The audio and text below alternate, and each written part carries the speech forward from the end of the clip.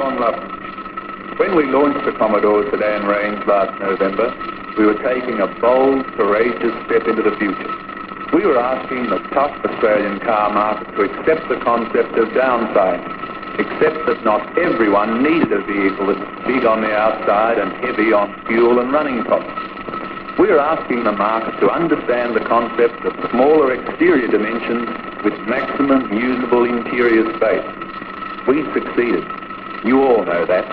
We selected the right package size and we put together the right answers to what the Australian buyer would be looking for now and into the 80s. The new wagon takes that a step further because the station wagon prospect, more so than the sedan buyer, is vitally concerned with interior dimensions.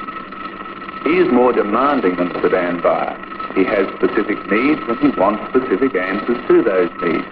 With the wagon prospect, it's more important than ever before to qualify him immediately, to find out what he wants, how he wants to use the vehicle day to day, what his lifestyle is. The station wagon market is really quite buoyant. The high and upper medium segments have been fairly constant in volume since 1974. In fact, wagons are actually showing an increase in their percentage of the total passenger market, around 9.5% this year, as against 9.2% in 1974. This is in marked contrast to the fairly severe decline of sedan sales in these price segments. We see this as a direct reflection of the nature of the wagon buyer, who feels that the interior space provided by a wagon is more functional than the space of a sedan. However, Commodore wagons will also spread into the medium-priced area, as some buyers will undoubtedly see it as a competitor for Sigma and other Japanese wagons. They are the market reasons why the new Commodore wagon represents unprecedented sales opportunities for you. However, there are also some marvellous product reasons. What makes us all at GMH very proud is that in this vehicle we really have the first station wagon that isn't a compromise. Our engineers have put an immense amount of work into the Commodore wagon to maintain the same very high levels of interior silence, superb ride and excellent handling as you have in the sedan. They have succeeded beyond everyone's expectations. This really is a new kind of wagon for Australia. I am personally very excited by the new range. They will open up to us a whole new class of prospects, an untapped market suddenly revealed by the arrival of a wonderful new compact Holden station wagon. You, our frontline sales professionals, have done a tremendous job with the Commodore so far. We know this and appreciate it. We are also keenly aware that there have been some stock shortages, and we have directed all of our efforts to ensuring that the second half of this year will see you with the stock you need to back up your very good selling efforts. The groundwork has been done for GMH and its sales team to dominate the Australian market even more than we have done in the past. Now, to tell you about your best new sales opportunity of the year, we have Wendy and John to present the outstanding features of the Commodore wagon.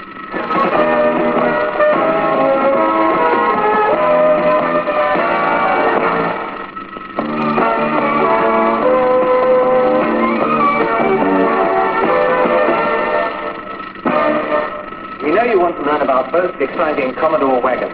This is the SL. We also have the lower-priced Commodore model. No question about stylish. Never can press these buttons in the sedan, isn't it? And like the sedan, it was designed in a wind tunnel for the best possible aerodynamics, for the least possible wind resistance. Of course, the easier a car slips through the air, the better performance and fuel economy you get. With a wagon shape, you have more airflow problems because of the need for a rear door. But the designers of this wagon really got their act together to produce that sleek style. I like it because it doesn't look boxy. It doesn't look like a workhorse. And those big glass areas will make it wonderfully easy to park and maneuver. The designers have kept the roof pillars very slim for that very reason. One of the most important things is here and here, where the windscreen surrounds and the drip channel are specially contoured to the body surface. This is where Commodore's remarkable interior quietness starts. Body hardware like this could produce wind noise, so Commodore's designers worked to ensure that it didn't. The wagons had more sound deadening and insulating materials to cut down interior noise. The engineers made a special study of interior noise to make the HZ Kingswood and Premier wagons as quiet and luxurious as they are. And this experience and knowledge was inherited by the Commodore wagon. Under here is a feature unique in station wagons on the Australian market. To cut down transmitted noise, harshness and vibration, the tail shaft is a two-piece unit.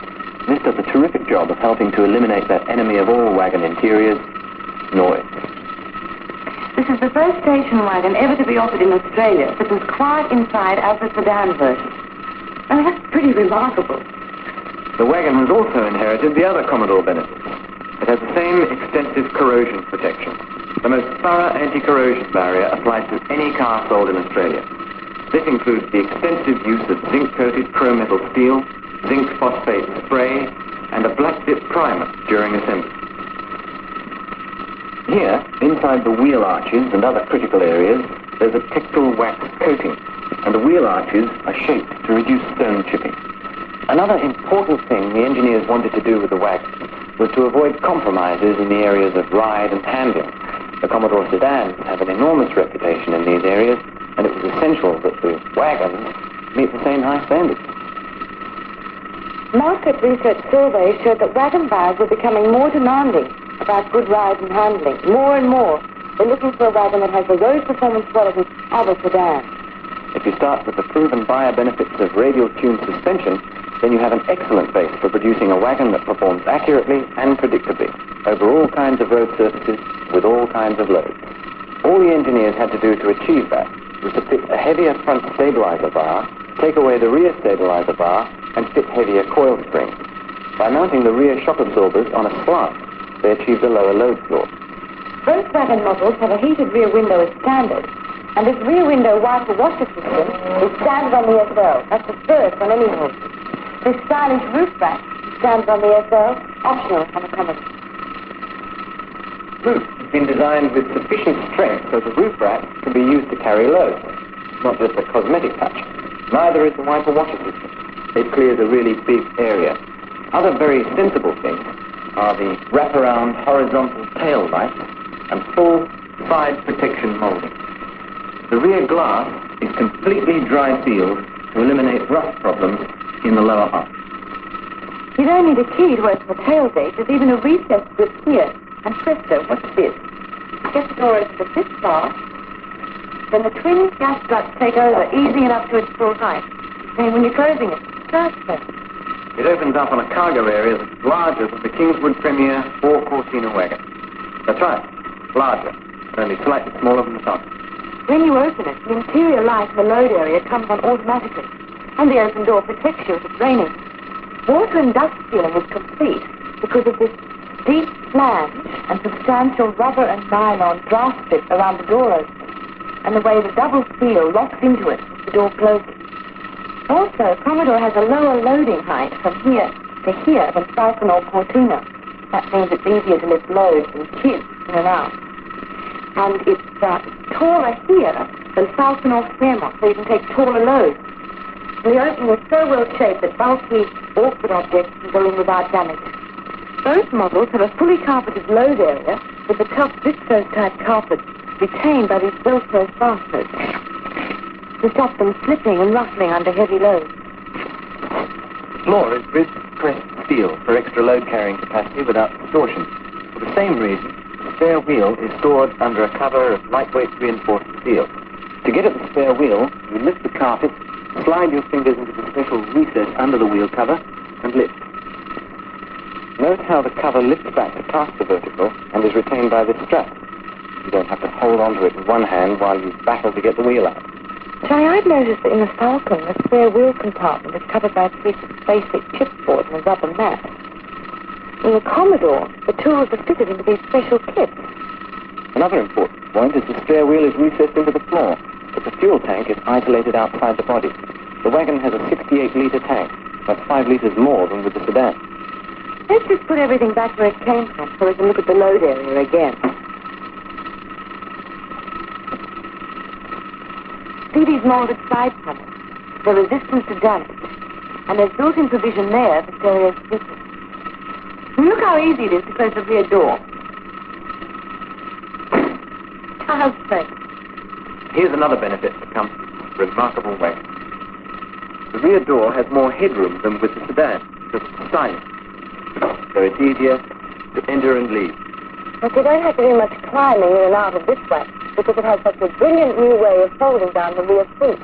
You just push this button here, right into the door, and it's filled. Just like that, see? Or if you want to do it from this side, you can. Just a fingertip push, a one-hand fold, and there you are. There's even a well-designed cam and roller action here to help to make life a whole lot easier. And best of all, the standard equipment inertia seatbelts keep right out of the way. That's a real breakthrough. Inside the Commodore wagon, you notice immediately the luxury feel of the complete color coordination and high-quality finish, right down to the molded finish panel inside the rear door. The wagons have the same astonishing interior room as the sedan. They also have more headroom than any other wagon that could be considered a competitor, particularly the Falcon wagon. They have 27 millimeters, well over an inch more headroom than the XD. It's a driver's wagon, too. Up front here is the same unique McPherson wet strut suspension and rack and pinion steering developed exclusively for harsh Australian conditions. The wagons meet the same demanding standards of durability as the sedan. Wagon buyers tend to demand more toughness from their vehicles than sedan owners. They also tend to take them places where the city sedan never ventures. But the engineers didn't have to do very much to ensure that the wagon was as tough as the sedan. The SL comes with 3.3-litre six-cylinder engine and Trimatic transmission as standard. The Commodore base wagon has the 2.8-litre six- and four-speed transmission. Both have almost the same full range of drivetrain and performance and comfort option packs as the sedan. Although, of course, there's no SLE level of equipment, and the buyer can't order 15-inch alloy wheels or the 60 series tires because of requirements of tire load ratings for wagons. Let's just list the range of great selling features that come as standard on the Commodore SL station wagon. Tinted laminated windscreen, lockdown radio aerial, twin remote exterior rear vision mirrors, tinted side and rear windows. Bright finish roof rack, rear window washer wiper system, reservoir and spare wheel compartment for rear window washer wiper system, rubber protection flap around fuel filler.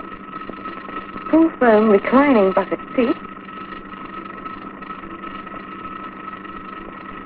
luxury carpet throughout, including the load area, royal cord seat trim, and adjustable head restraint. Front door extended armrest, passenger grab handle, well wiper control, central rear window washer wiper control. Oil pressure gauge, pulse meter, with power windows and override lockout switch to stop children using them. Child-proof door lock. And one of the most important standard equipment items of all, the fuel economy gauge. Properly used, this can give you 4-cylinder economy from a 6-cylinder engine. The 3.3 4-speed Commodore returned 28.39 miles per gallon in the 1979 total economy run. And it was the fuel economy gauge that helped them get those figures. The fuel economy gauge is not available in any of the Ford or Chrysler wagons.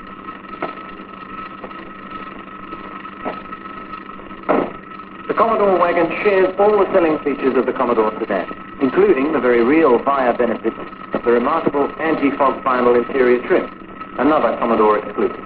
The Commodore wagons have all the outstanding aspects of the remarkably successful Commodore sedan. As you've seen, there's no compromise.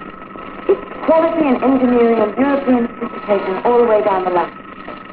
It really is a new kind of wagon for Australia. It's been well worth waiting for. This is it!